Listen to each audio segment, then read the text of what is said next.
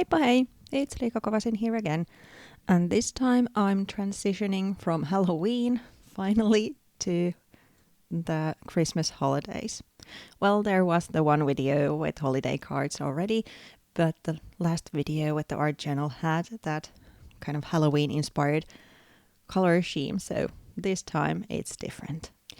I die cut the elements beforehand and use that Fabriano cardstock that I always use for my projects. So I used Sizzix dies and also PaperArtsy hard die and got some elements ready. I'm then coloring them in a later stage. Now I'm turning my attention to some other details I'm using in these cards, and it's this branch of berries. It might look familiar because I used the same stamp in my previous video, even without realizing that I'm working with the same stamp in a couple of videos this time. I also used the Fabriano cardstock to make some card bases, this time rectangular versions, because the elements I'm using are that big that a regular A6 sized postcard sized card would be just too small of a surface to include all of them, so that's why I chose this rectangle shape. I'm using scrap paper to make kind of a stencil to myself and then use distress ink to color the base. As you can see, it's a little bit splodgy, but I'm not that worried about it because it's just a background, adding some color there. Next, I'm then coloring the stamped images. I'm using Infusions dye stains for those.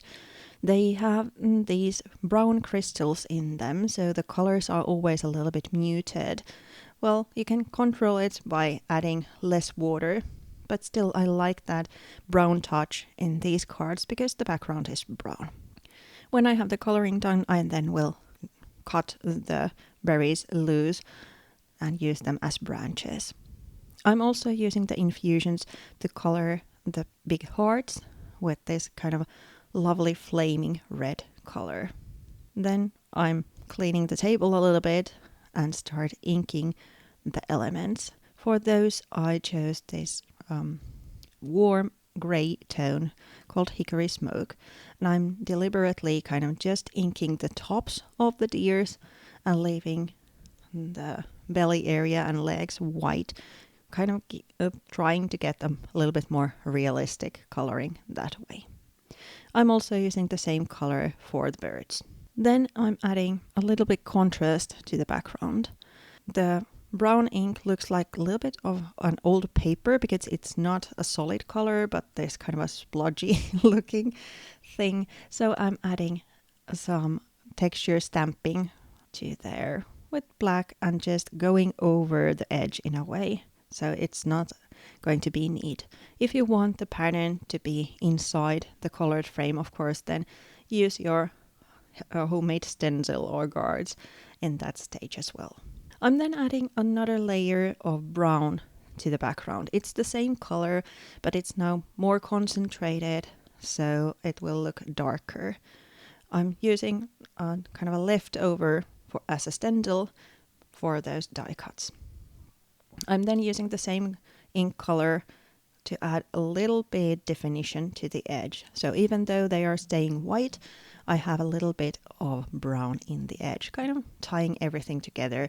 They look a little bit, not that cut, but more treated, handmade.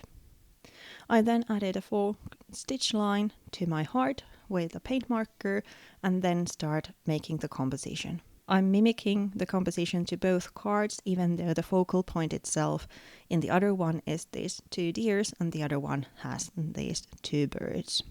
So there's the white die cuts underneath and then the branch on top using foam tape, and then the focal animals on top, again using foam tape. So there's a little bit of dimension in the card. You can see me working on the other card here, and then I'm repeating the composition to the other one as well. As a finishing touch, at this stage I'm adding some twine to the mix, a little bow there, and then repeat the composition to the other card. I was a little bit hesitant to add sentiment to these. I actually stamped a label with the same stamp set that would act as a sentiment, and you can see me try it to the card, but it seemed just too overpowering and big. So in the end, these don't have a sentiment on top. Of course, you can write your greetings to the inside, but if you want, a little label might do, but otherwise it was too overpowering. And I didn't want to add another stamp to the materials list as such.